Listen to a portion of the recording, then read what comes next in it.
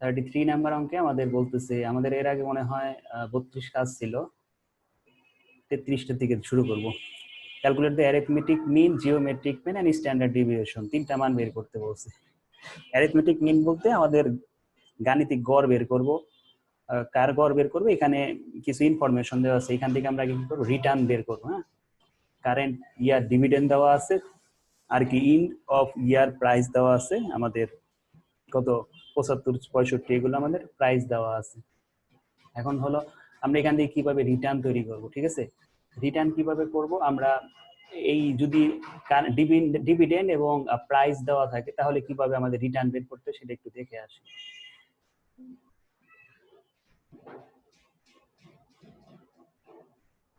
এই হলো আমাদের সূত্র। ঠিক আছে, নিচে 2 নাম্বারটা দেখো, 1 নাম্বার আর 2 নাম্বার একই, 1 নাম্বারটাকে ভেঙে এইভাবে লিখছে, আর এটাকে একসাথে করে 2 নাম্বারটা আমরা 2 নাম্বারটা অ্যাপ্লাই করে ফেলবো। তো আমাদের দেখো লিখছি কি, d1 plus p1 minus p0 divided by p0 into 100। এই সূত্রে অ্যাপ্লাই করে আমরা কি করব, রিটার্ন বের করব। ঠিক আছে, অর্থাৎ প্রতি বছরে একটা করে রিটার্ন বের হবে। ঠিক আছে, আমাদের অঙ্ক ছিল হলো 1 2 3 4 5 বছর। হ্যাঁ, 5 বছরের অঙ্ক। তো সরি 6 বছর, 6 বছরের রিটার্ন আমরা কি করব, এইভাবে বের করব। কিন্তু প্রত্যেক ইয়ারে আলাদা আলাদা আমরা এই সূত্রটা অ্যাপ্লাই করে আগে রিটার্ন করব। কেন এই সূত্রটা অ্যাপ্লাই করতেছি, কারণ আমাদের অঙ্কে ডিভিডেন্ড দেওয়া আছে, আর কি দেওয়া আছে, মার্কেট প্রাইস পার শেয়ার, ইয়ার ইনডেট দেওয়া। D1 বলতে ইয়ার ইনডেট কে বোঝাবে। ঠিক আছে, আর D1 বলতে কার, এই তোমার ইয়ার ইনডেট ডিভিডেন্ড কে বোঝাবে। এখন প্রশ্ন হইতে পারে, প্রাইস P0 মানে হচ্ছে কারেন্ট ইয়ার প্রাইস। ঠিক আছে, কারেন্ট ইয়ার প্রাইস। তো এখন আমরা দেখি যে ওই অঙ্কে কি কি ছিল, দুইটা জিনিস ছিল এখানে, না বছর ছিল, ওটা তো আলাদা বিষয়। আমাদের D1 ছিল আর P1 ছিল, কারেন্ট ইয়ার ডিভিডেন্ড। ঠিক আছে, অর্থাৎ খেয়াল করে দেখো 2001 সাল যখন আমরা করব, তখন আমরা D1 এর মানও পাবো, P1 এরও মান পাবো, কিন্তু P0 এর মান কিন্তু আমাদের অঙ্কে নাই।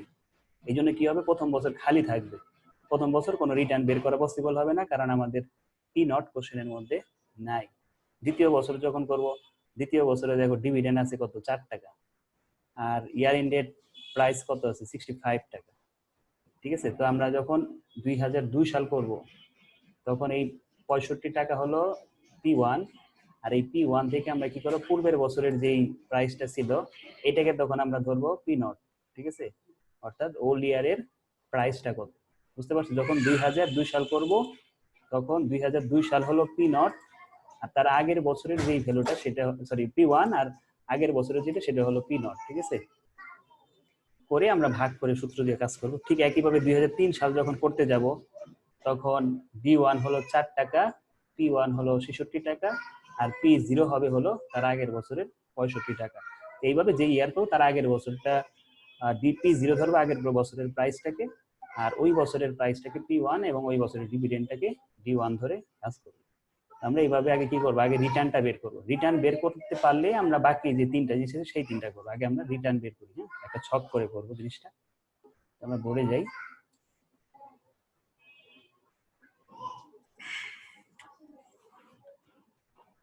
थ्री নাম্বার অঙ্ক। প্রথমে লিখবে ইয়ার, আগে লিখে নেই table for calculation of return. Return বের করো প্রত্যেকটা ইয়ারের।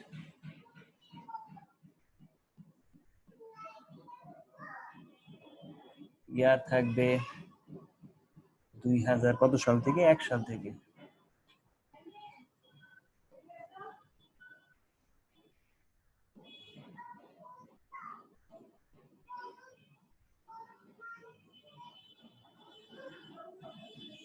তবে 2006 সাল পর্যন্ত আমরা কাজ করবো। এরপরে আমরা বসাবো হলো ডিভিডেন্ড দেওয়া আছে না আমার কোশ্চেনে, D1 দেওয়া,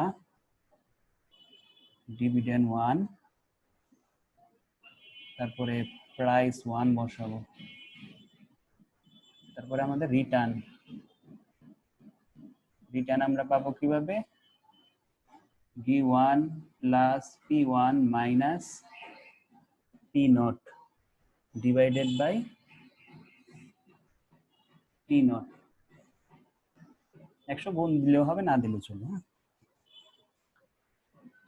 100 গুণ দিলে আবার পার্সেন্টেজ শো করতে হবে, আর 100 গুণ না দিলে পয়েন্টে লিখবো। তো আমরা মানগুলো দেখে দেখে তুলি কোশ্চেন থেকে। প্রথমেরটা হলো 3,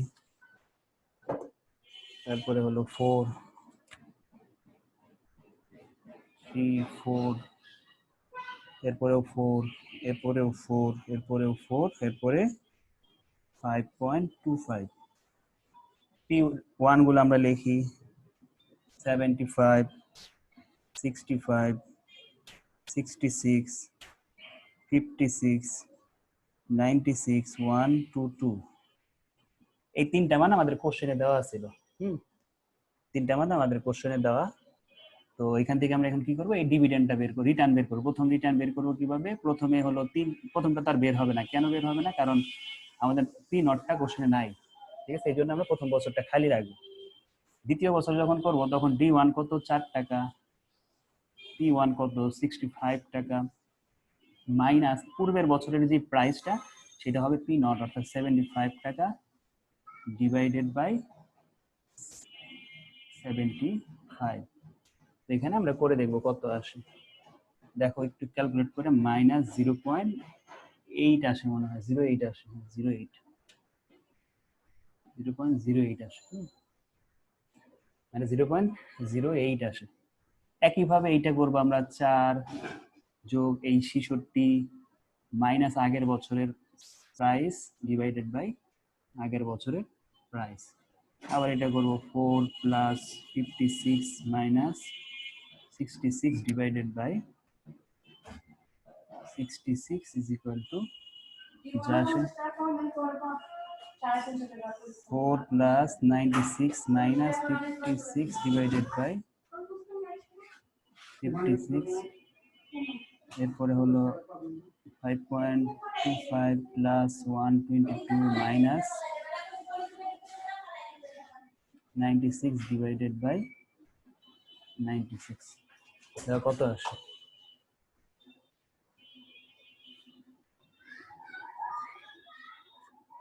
এটা 0.077,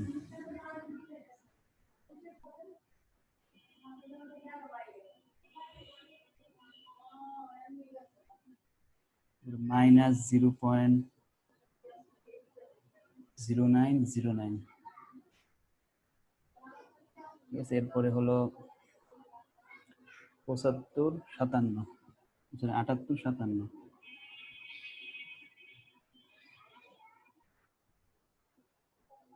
এরপরে হলো 03255। একটু যোগ বিয়োগ গুলো দেখো ঠিক আছে কিনা। লাস্টে একটা টোটাল ব্যালেন্স নামবে,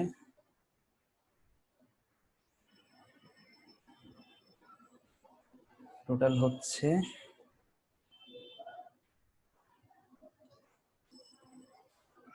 1.0173।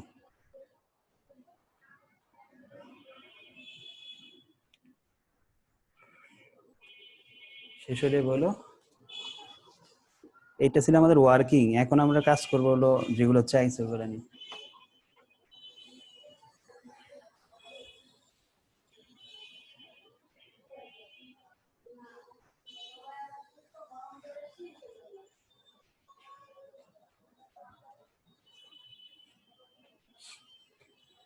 শেষ হলে বলো।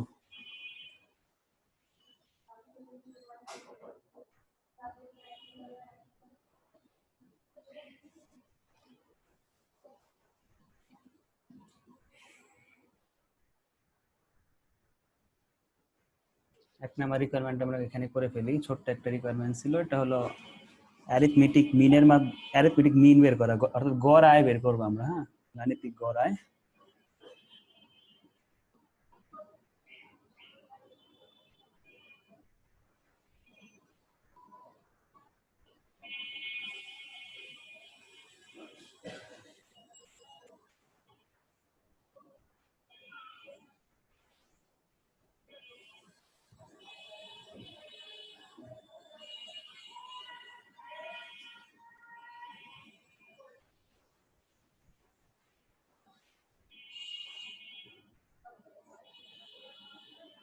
আমাদের 5 দিয়ে ভাগ হবে, কারণ প্রথম বছর তার আমরা রিটার্ন বের করি নাই না, এই জন্য 5 দিয়ে ভাগ করতে হবে।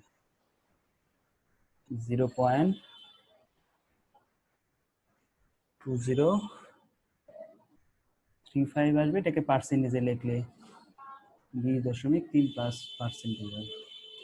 5 দিছি কারণ প্রথম বছর তো আমার রিটার্ন নাই, টোটাল 5টা বছরের রিটার্ন যোগ করছি, এই জন্য আমাদের n এর মান হবে 5। এটা ছিল প্রথম রিকোয়ারমেন্ট।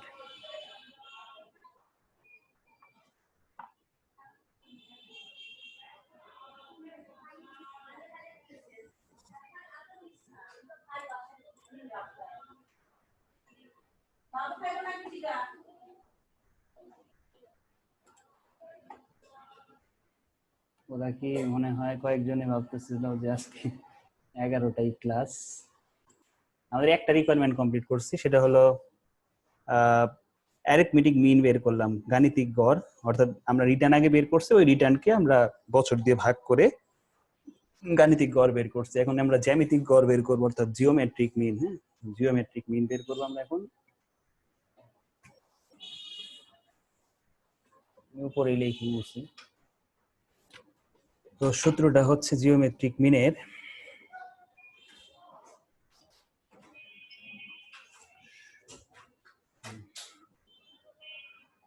দুই নাম্বার লিখি জিওমেট্রিক মিন। এগুলা স্টেট একটু করে আসছিল না, জিওমেট্রিক মিন।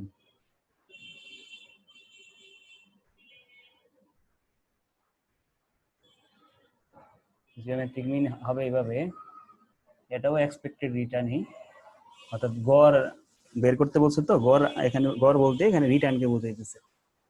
তো এইটা কিভাবে করবো, প্রত্যেকটা রিটার্ন, অর্থাৎ প্রথম রিটার্ন এর জন্য আমরা 1 দিলাম, তার সাথে দ্বিতীয় রিটার্ন গুণ করব, তার সাথে তৃতীয় রিটার্ন গুণ করব, সবগুলো রিটার্ন গুণ করব, 1 প্লাস ওই রিটার্নটা গুণ করব, 4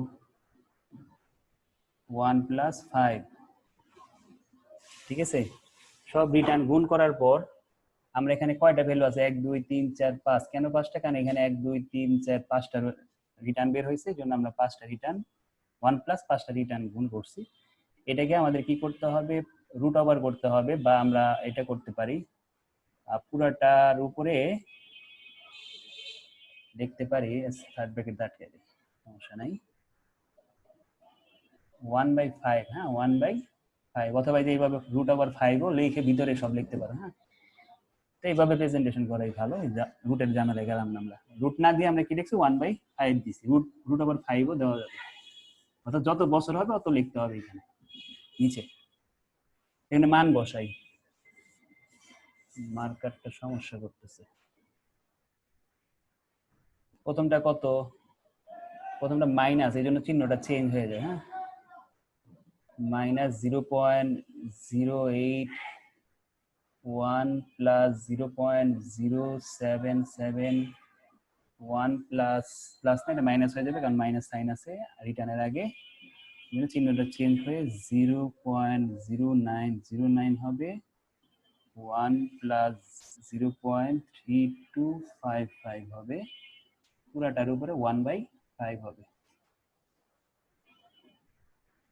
ক্যালকুলেট করে দেখি কত আসে, 1/5।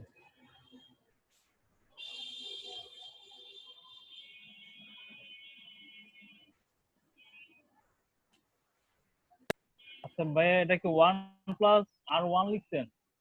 হ্যাঁ, 1 প্লাস আর 1 আর 2 আর 3 এইভাবে। টিটা লিখলেন না কেন? টি তো ছিল এখানে কোন জায়গায়, সূত্রে? সূত্রের মধ্যে। সূত্রের মধ্যে যে আর টি মানে হলো টাইম। হ্যাঁ, টি মানে হচ্ছে টাইম, ওই যে প্রথম বছরের, দ্বিতীয় বছর, তৃতীয় বছর, এটাকে এইভাবে আমরা ভেঙে দেখছি। টি না লিখে সরাসরি আমরা বছরটা, লিখতে হবে না? না না, ওটা লেখা দরকার নেই। দেখি তো কই টি লেখা ছিল, দেখতেছি।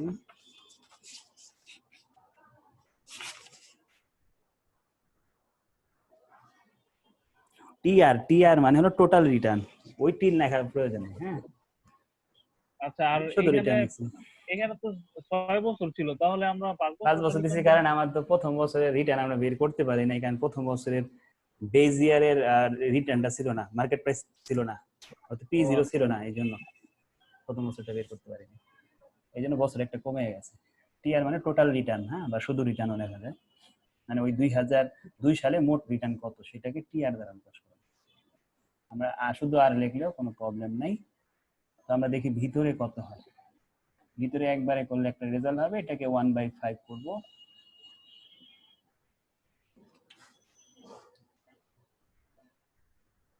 ভিতরে একবারে করলে আসতেছে, ও শেষে আবার -1 আছে, হ্যাঁ, -1টা দিতে ভুলে গেছি, 50 লাস্টে -1 আছে। তো ভিতরে আসবে 2.132079, ভিতরে এটা আসবে। এটাকে আমরা যদি √5 করি তাহলে এটা আসতেছে 0.01।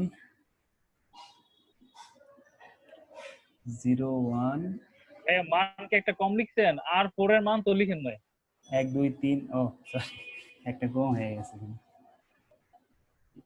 4 এইটাই না, না 4 কি ছিল, ও 7857 ছিল না, 57 ছিল, মান একটা কম লিখে দিয়েছে।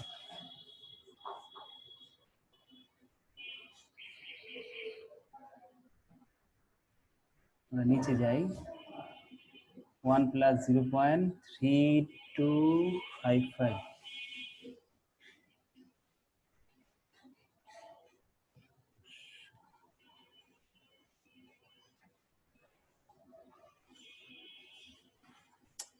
মার্কারে সমস্যা করতেছে, কালি চেঞ্জ করছি তো।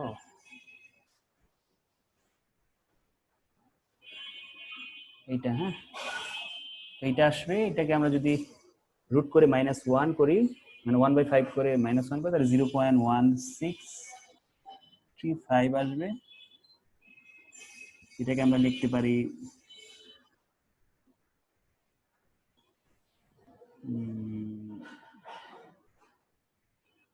1 পয়েন্ট সামথিং হবে।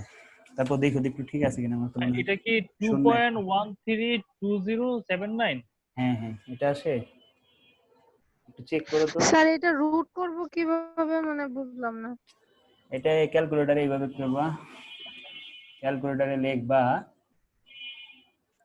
2.132079 পাওয়ার ব্র্যাকেট 1/5 দিলে এটা যে রেজাল্ট আসবে ওইখান থেকে 1 বিয়োগ করলে দেখো, এটা মনে হয় না এটা হবে শূন্য, মনে হয় আমি একটা বেশি দিয়ে বলছি এখানে, তারপরে একটু চেক করে দেখো, ওই যে ওইখানে ক্যালকুলেশনটা লিখে দিচ্ছি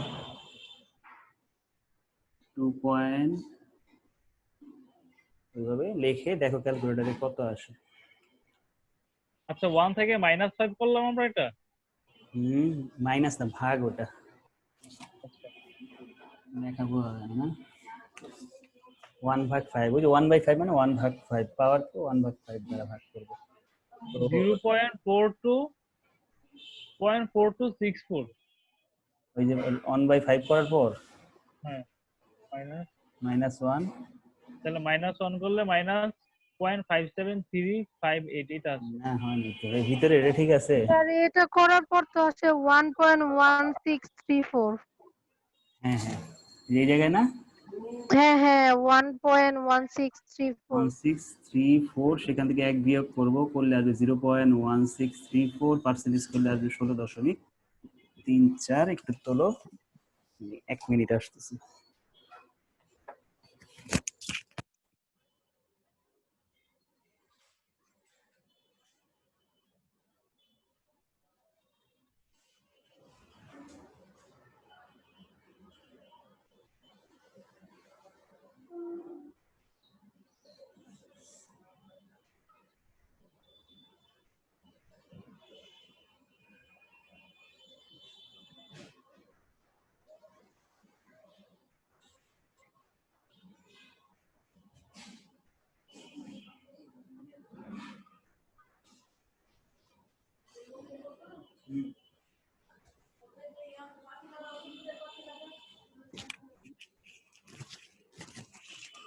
বুঝছো? ভাই আমারটা ইরো শুনি না, কথা শোনা যায় না। ভাই আমারটা তো হয় না। আমার রেজাল্ট ভাই ইরোর আসে। ইরোর আসে, যারা আমি দেখাইতেছি ক্যালকুলেশন করে।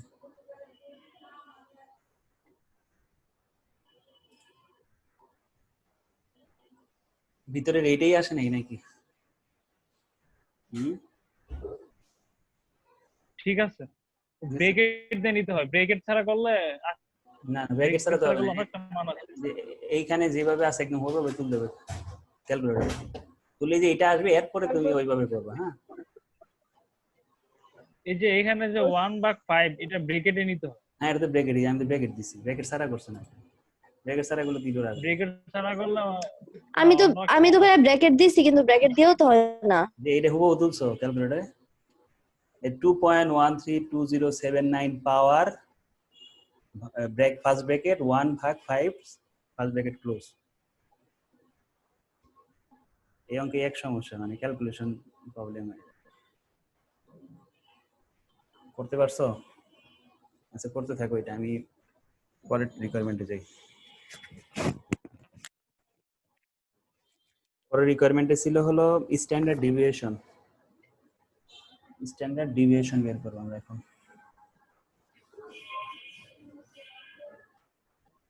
স্ট্যান্ডার্ড ডিভিয়েশন তো আমরা আগে এই চ্যাপ্টারে অনেক করে আসছে না, ওই নিয়মেই করবো, এটার কোনো ব্যতিক্রম নাই। 3 নম্বরে আমরা লিখি standard deviation.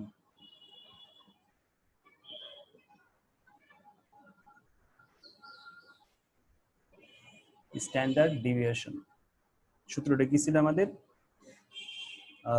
Sigma is equal to summation প্রত্যেকটা রিটার্ন থেকে এক্সপেক্টেড রিটার্ন বাদ দিব, হোল স্কোয়ার করব, ভাগ করব n-1 দ্বারা। বছর থাকলে এই সূত্রটা আমরা ইউজ করে স্ট্যান্ডার্ড ডিভিয়েশন বের করা শিখছি। এখন আমরা এক্সপেক্টেড রিটার্ন কোনটা নিব? যে অ্যারিথমেটিক মিন যেটা করছি না, ওই এক্সপেক্টেড রিটার্নটা নিব। হ্যাঁ, স্ট্যান্ডার্ড ডিভিয়েশন করার সময় আমরা অ্যারিথমেটিক মিন যেটা বের করছি ওইটার যে এক্সপেক্টেড রিটার্ন ওইটা নিয়ে কাজ করব। তো আমরা বসাইতে থাকি একটা একটা করে। প্রথম রিটার্ন ছিল হলো -0.08, এক্সপেক্টেড তখন বের করছিলাম 0.2035। প্রথম রিটার্ন ছিল। এইভাবে আরো 4টা রিটার্ন যোগ করতে হবে আমাদের। 4টা রিটার্ন আমরা যোগ করি।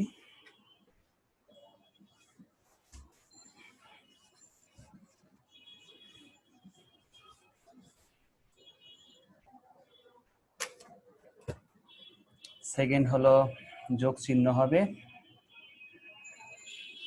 সেকেন্ডটা হচ্ছে, আমি তো রিটার্ন মুছে দিয়েছি, 0.077 মাইনাস 0.2035 স্কোয়ার দিই না, স্কোয়ার হবে, প্লাস তৃতীয় রিটার্ন ছিল minus 0.0909 minus 0.2035 whole square, plus তৃতীয় রিটার্ন, চতুর্থ রিটার্ন ছিল 7857 মাইনাস 0.2035 হোল স্কোয়ার, প্লাস পঞ্চম রিটার্ন ছিল 0.3255 minus 0.2035 whole square divided by 5 minus 1, পুরাটার উপরে রুট হবে।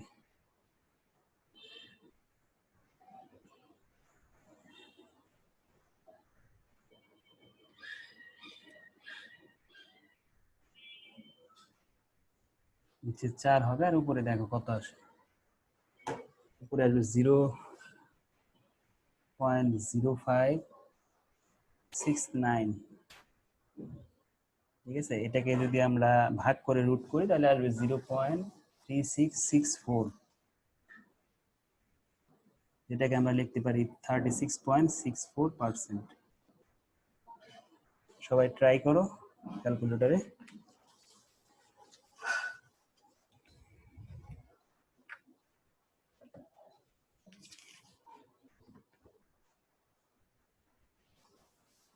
Zero point zero five six three.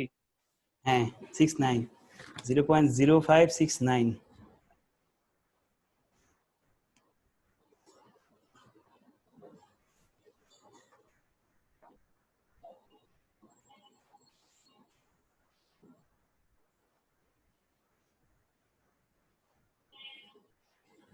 আজকে অ্যাবসেন্ট অনেকেই।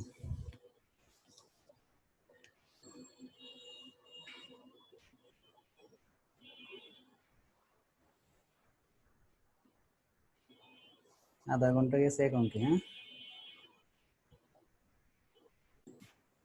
আমাদের এখানে একটু ভুল হয়েছে, এটা হবে 5368867।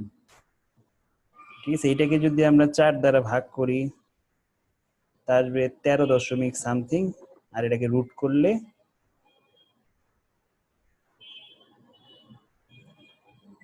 0.5368867 8867 ভাগ 4।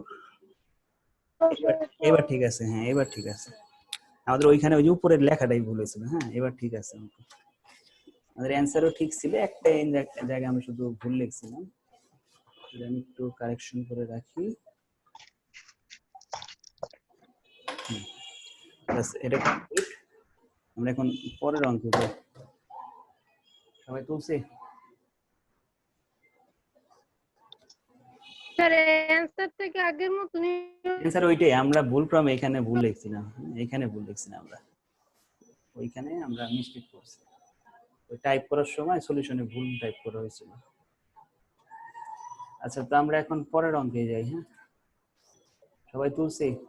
স্যার কিভাবে হইলো, মানে আমার ক্যালকুলেশনে তো হয় না, ওই যে 4 দিয়ে ভাগ করার পরে অ্যানসার হয় না। 4 দিয়ে ভাগ করে রুট করছো? রুট করতে হবে না?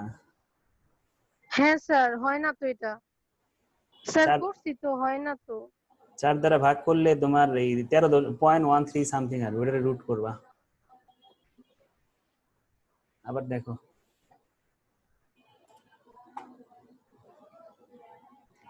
ম্যাথ 3.366333 আছে। হ্যাঁ ওটাকে 100 দিয়ে গুণ করলে 36.64 বা 63 লেখা যাবে। ঠিক আছে, আর হইছে? স্যার হ্যাঁ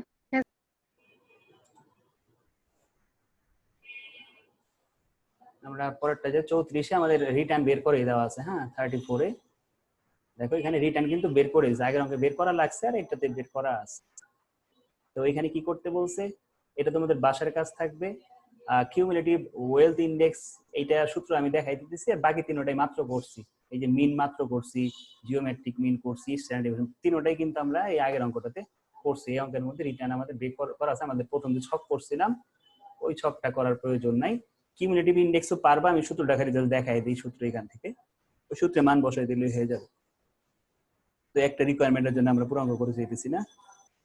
এই যে দেখো 18 নম্বর সূত্রটা অ্যাপ্লাই করবো। হ্যাঁ 18 নম্বর সূত্রটা আমি একটু বুঝাই দিই। এই যে টিআর মানে টোটাল রিটার্ন, ওই যে ছকের মধ্যে যে রিটার্ন গুলো দেওয়া আছে, যে কয়টা রিটার্ন আছে সব বসাবো।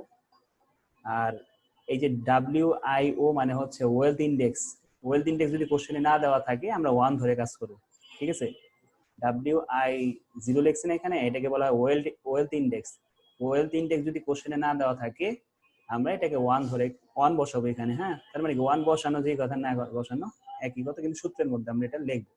কারণ 1 বসাইলে আমাদের গুণ দিলে যা আসবে তাই, অর্থাৎ জিওমেট্রিক মিন যা করছি এখানেও কিন্তু তাই করছি। ওইখানে কিন্তু 1 বাই আবার n দিছিলাম, -1 করছি, কিন্তু ওইটা আর করা লাগতেছে না এখানে, এই পার্থক্য। ঠিক আছে, তো এইটা বাসায় করবা 18 নম্বর সূত্র সাহায্য নিয়ে। ভাই আবার একটু বুঝাই দেন এটা, কিউমুলেটিভ ওয়েলথ ইনডেক্সটা একটু বুঝাই দেন আবার। কিউমুলেটিভ ওয়েলথ আমাদের এই এখন যে অঙ্কটা করার কথা ছিল আমরা মাত্র করছি বল 33 না, হ্যাঁ 34 নম্বর অঙ্কে একটা রিকোয়ারমেন্ট শুধু বেশি, আর বাকি যে তিনটা রিকোয়ারমেন্ট ওইটা মাত্র করছে আমরা, জিওমেট্রিক মিন, তারপরে অ্যারিথমেটিক মিন আর স্ট্যান্ডার্ড ডিভিয়েশন। এই জন্য আমি আর ওই অঙ্ক করবো না একটা রিকোয়ারমেন্টের জন্য, যে নতুন একটা রিকোয়ারমেন্ট আছে কিউমুলেটিভ ওয়েলথ ইনডেক্স যদি চাই আমরা কি করব, এই যে জিওমেট্রিক মিন যখন করছিলাম আমরা কি লিখছিলাম, 1 + TR1 TR2 TR3 এভাবে লিখছিলাম, বা শুধু R1 R2 R3 এভাবে লিখছিলাম। লিখে কি করছিলাম, 1 যত বছর ছিল এটাতে ভাগ করছি, -1 করছি, ঠিক আছে। কিন্তু কিউমুলেটিভ ওয়েলথ ইনডেক্সে আমাদের সেম সূত্রই, কিন্তু দেখো তাকায় দেখো, জাস্ট খালি কি করে নাই তারা, ওই 1/n - 1টা অ্যাড করে না, ওইটা ছাড়া বাকি আগের অংশটুকু আমাদের কি কিউমুলেটিভ ওয়েলথ ইনডেক্স। আর এইটার সাথে কি গুণ দিতে হবে, WI অর্থাৎ ওয়েলথ ইনডেক্স। ওয়েলথ ইনডেক্স কোশ্চেনে যদি থাকে ওইটা বসাবো, আর কোশ্চেনে না থাকলে আমরা 1 বসাবো, ঠিক আছে। এখানে 1 বসিয়ে কাজ করে ফেলবো। আমাদের কোশ্চেনে ওয়েলথ ইনডেক্স ছিল না, এই জন্য 1 বসাবো, আর এখানে যে যে রিটার্ন গুলো ছিল ওদের সাথে 1 যোগ করে আমরা গুণ করে দিলেই হয়ে যায়। মাত্র আমরা জিওমেট্রিক যে করলাম না ওই সিস্টেমে। হ্যাঁ, আশা করি পারবা, সূত্র যেহেতু আছে মান বসিয়ে বসিয়ে করে ফেলতে পারবা। আর ওই মানগুলো আমরা তোমরা পয়েন্টে বসাবা, ঠিক আছে, না হলে গ্যাঞ্জাম লেগে যাবে। ওই জানি অঙ্কটা, হ্যাঁ এই যে দেখছো, এই যে 7, 3, 9 এইগুলো তোমরা পয়েন্টে লিখলে তোমাদের একটু সুবিধা হবে কাজ করতে। হ্যাঁ, পয়েন্টে লিখলে অর্থাৎ 0.07, 0.03, -0.09, ঠিক আছে, এইভাবে লিখলে আমাদের জন্য তোমাদের ক্যালকুলেট করতে সুবিধা হবে। তারপর এখানে বেশি এটা কেটে দিই, বুঝতে পারছি। অ্যান্সারও দেওয়া আছে এখানে, অ্যান্সার মিলাই নিবা। এখন আমরা 35-এ যাই। হ্যাঁ, ওটা করলাম না, কারণ হলো ওটা আর আমাদের 33-এ এক ছিল, একই রকম ছিল। 35 দেখি। 35-এ এইটাও একদম ছোট্ট একটা অঙ্ক, জাস্ট খালি রিটার্ন বের করবো আর রিস্ক বের করবো। হ্যাঁ, অর্থাৎ এক্সপেক্টেড রিটার্ন আর স্ট্যান্ডার্ড ডিভিয়েশন বের করবো।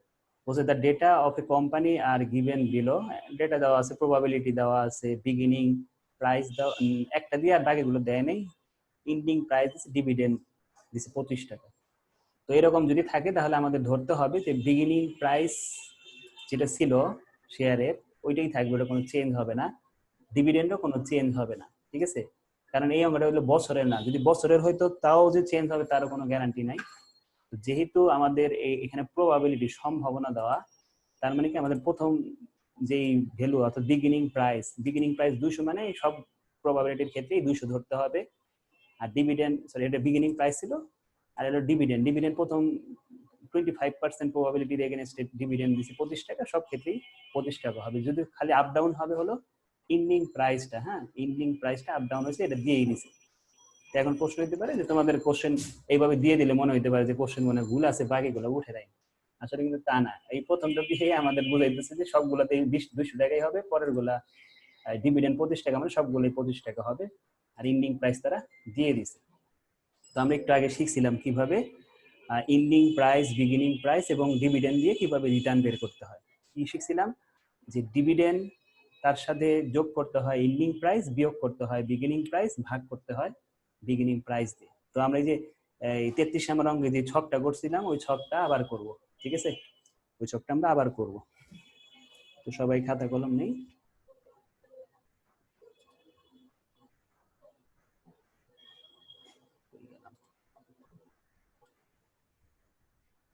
সবাই ওই ছকটা আবার করি, এখানে বছর না হয় শুধু প্রবাবিলিটি হবে।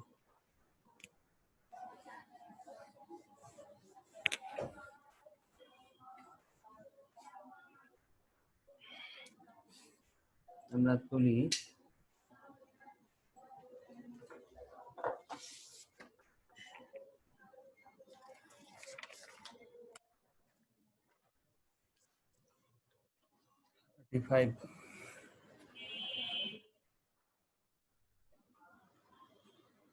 table for calculation of return। প্রথমে রিটার্ন বের করব।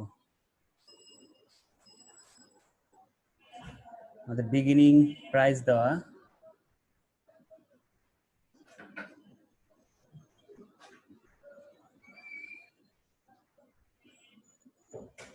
অর্থাৎ P0 দেওয়া। হ্যাঁ, ইন্ডিং প্রাইস দেওয়া, এন্ডিং প্রাইস মানে পি এন দেওয়া আছে, আর কি দেওয়া আছে, ডিভিডেন্ড দেওয়া আছে,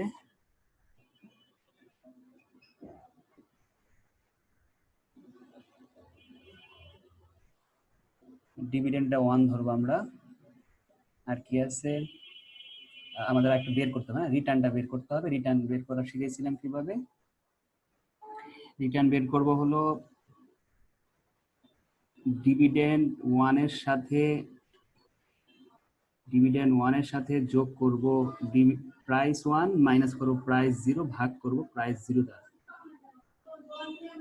ঠিক আছে, r is equal to d1 plus p1 minus p0 divided by p0। তো আমরা মানগুলো বসাই। 200 beginning price, ending price, dividend, প্রশ্নে যা যা আছে আমি হুবহু দেখে তুলে ফেলছি। টোটাল 4টা 200 হবে। এন্ডিং প্রাইস 250, 280, 190, 160, ডিভিডেন্ড সব ক্ষেত্রে 25 টাকা বলবে।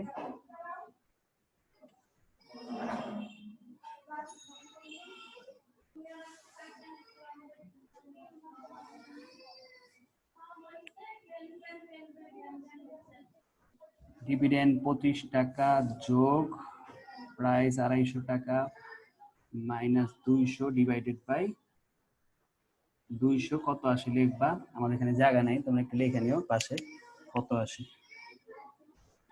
25 plus 280 minus 200 divided by 200,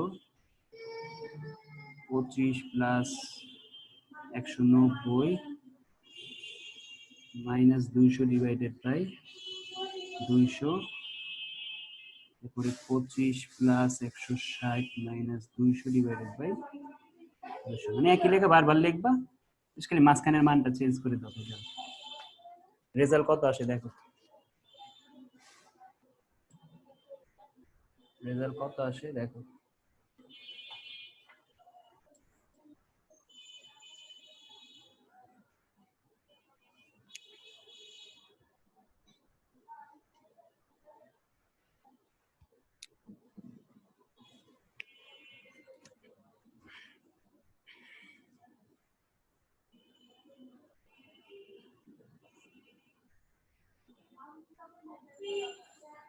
requirement 1 এ ছিল এক্সপেক্টেড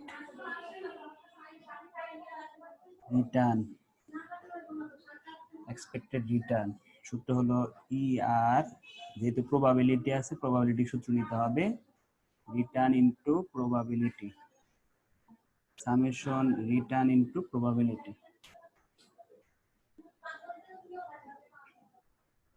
ঠিক আছে, তো আমরা প্রথম রিটার্ন পাবা হলো তোমরা 0.375 আসছে কিনা দেখো। আর কোশ্চেনে প্রবাবিলিটি আসলে 25%, অর্থাৎ 0.25। দ্বিতীয় রিটার্ন পাবা ক্যালকুলেট করে 0.525, আর প্রবাবিলিটি ছিল কোশ্চেনে 35। তৃতীয় রিটার্ন পাবা 0.075,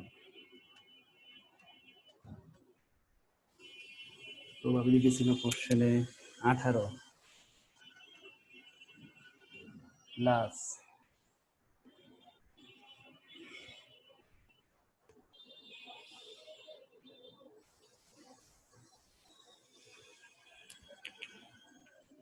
সর্বশেষ রিটার্ন পাবা ক্যালকুলেট করে মাইনাস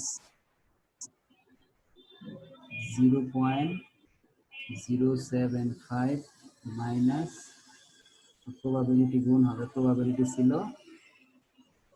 22। ঠিক আছে,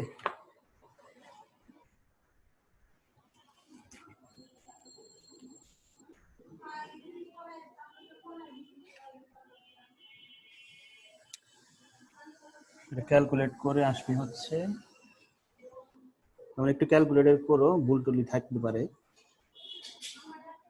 চেক করে নিও।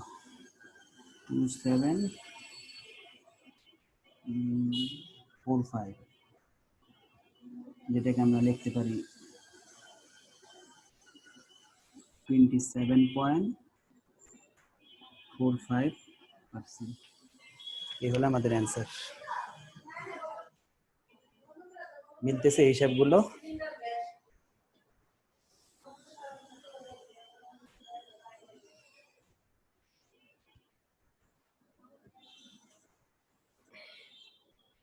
আমরা 2 নাম্বার ইকুয়েশনের উপরে করি।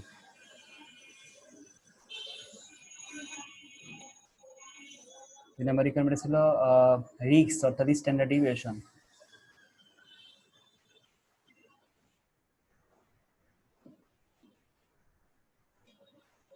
ছিল sigma is equal to summation return minus expected return whole square by হবে না, মানে তার বছর না, বছর থাকলে ভাগ হইতো, into probability.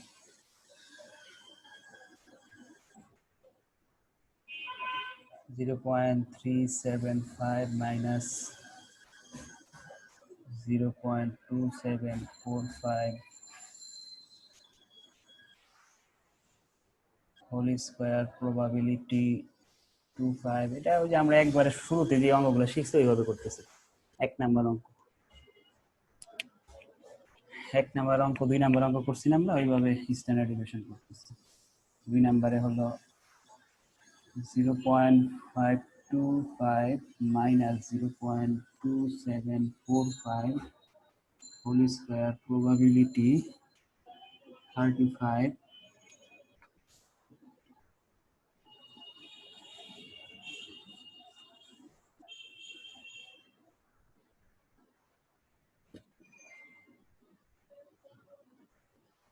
plus 0.075 minus 2745 whole square probability আসতেছে 18 plus 0.075 minus 0.2745 whole square into probability 0.22। পুরাটার উপরে রুট হবে।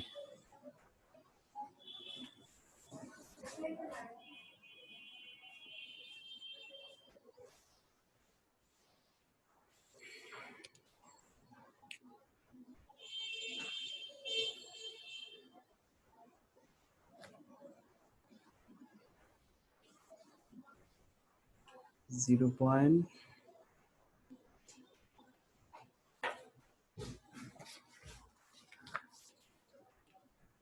0.852475,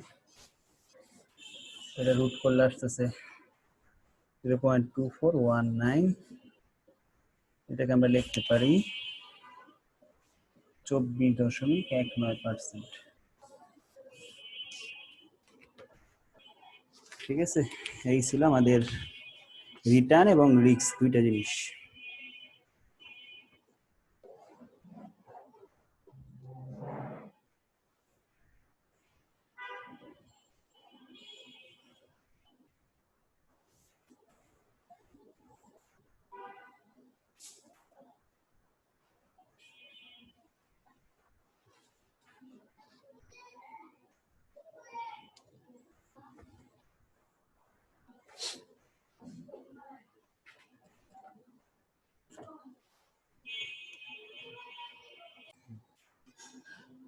আর 30 নম্বরটা আমাদের আগের অঙ্কের মতো, প্রথমে রেঞ্জ চাইছে, রেঞ্জ হলো হাইস্ট রিটার্ন থেকে লোয়েস্ট রিটার্ন বাদ। তো ক্যামেরা এম এর হাইস্ট রিটার্ন হলো 31, লোয়েস্ট রিটার্ন কত 23, বাদ দিলে কত হয় 8 হয়, বাদ দিলে নাকি। দেখো অ্যান্সার কিন্তু 8ই লেখা।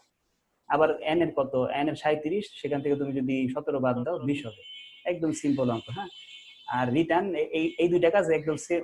1 নাম্বার 2 নাম্বার অঙ্ক অনেক করে আসছে আমরা এগুলো। এক্সপেক্টেড রিটার্ন বের করতে হয়, আর কোনটা বেশি রিস্ক এবং কেন এটা বের করার জন্য আবার হ্যাঁ সিবি বের করে কি করবে। না পারলে আমার বলে আমি ছবি দিলে বাড়াই দেবো, সমস্যা নেই, ট্রাই করব। 39 আমরা গত ক্লাসে করছি, আজকে আমাদের এইটাই শেষ এবং লেকচারের লাস্ট অঙ্ক। একটা ছোট্ট একটা ছক করব, ছকের মধ্যে অঙ্কটা শেষ হয়ে যাবে। তো এখানে বলছে the following table contains purchase and sales. নিচে একটা টেবিলে পারচেজ এবং সেলস দেওয়া আছে, ঠিক আছে, আর একটা ট্যাক্স রেট দেওয়া আছে 40%। তো 5টা অ্যাসেটের নাম দিছে, সেলস প্রাইস, পারচেজ প্রাইস দিছে। বলছে determine the amount of capital gain related on the each of the 5 asset. এই 5টা অ্যাসেটের ক্যাপিটাল গেইন কত, ঠিক আছে। ক্যাপিটাল গেইন বলতে আমরা কত দিয়ে বিক্রি করছি আর কত টাকা কিনছি, এই দুইটার পার্থক্য। অর্থাৎ আমি কিনছিলাম হলো 3000 দিয়ে, বিক্রি করছি কত 3400, আমার লাভ হয়েছে কত 400 টাকা। এখানে কোনো লাভ হয়েছে, হয় না, জিরো হয়েছে। এখানে কত, এগুলো সব কি করব, সেলিং প্রাইস থেকে পারচেজ প্রাইস বাদ দিলে আমি পাইতেছি ক্যাপিটাল গেইন, ঠিক আছে। আর ওই ক্যাপিটাল গেইনের উপরে আমাদের ট্যাক্স দিতে হয়, যত টাকা আমার আয় হলো, লাভ হলো, ওই লাভের উপর ট্যাক্স দিতে হবে। এই জন্য এখানে চাইছি কি, calculate the amount of tax paid on asset, অর্থাৎ যে লাভগুলো হইতেছে, যে 400 টাকা, 0 টাকা, ঠিক আছে, এই টাকাগুলোর উপরে আমরা 40% ট্যাক্স দিলে আমার অঙ্ক শেষ। তা আমরা দেখি ছক করব, ছকের মধ্যে পুরো কমপ্লিট হয়ে যাবে অঙ্কটা।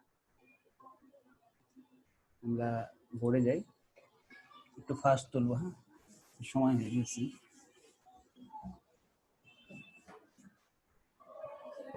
প্রশ্ন দেখে দেখে প্রথমে অ্যাসেটের নামটা লিখবো, প্রবলেম 40 লাস্ট অঙ্ক। প্রথমে অ্যাসেটের নাম থাকবে A B C D E,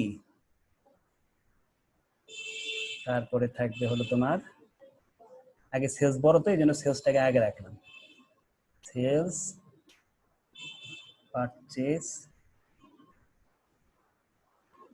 sales purchase. প্রশ্নটা আরেকবার দেখাইবেন?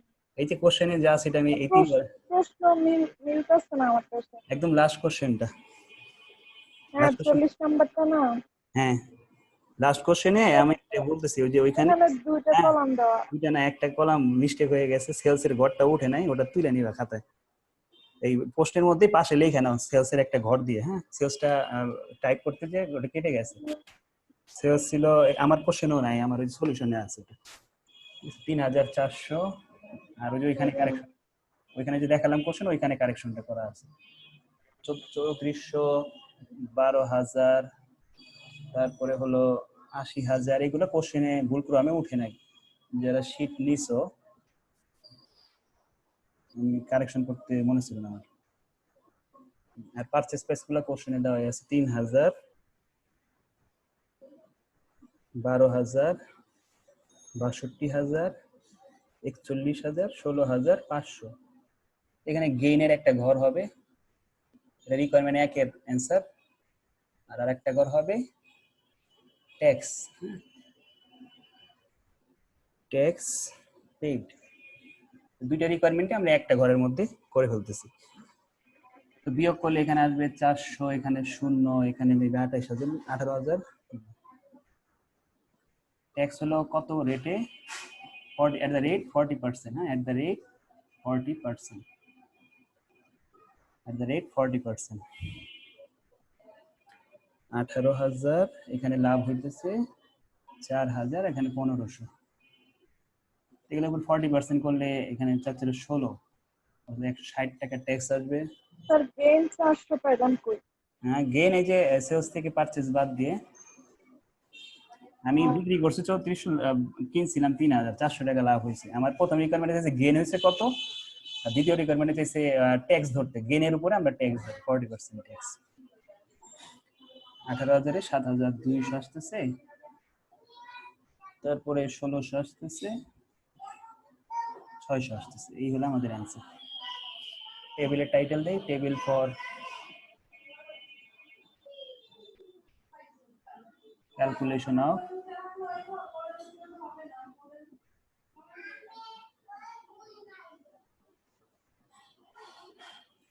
capital gain and tax paid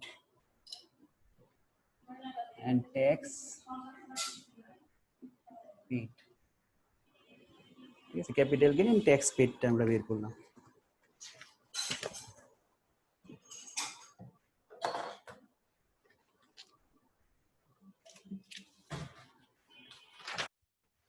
next ক্লাসে আমরা নতুন অধ্যায়ে যাব। শেষ আজকে? হ্যাঁ শেষ, চ্যাপ্টার শেষ। 3টা কাজ দিলাম, 3টা করে ফেলবা। যাদের শেষ হবে কত কত 3টা ছিল হলো দেখি ছিল সরি 38, 36, 34, 34, 38, 36, 34, 38, 36, হ্যাঁ 34, 36, 38 মানে একটা পর পর।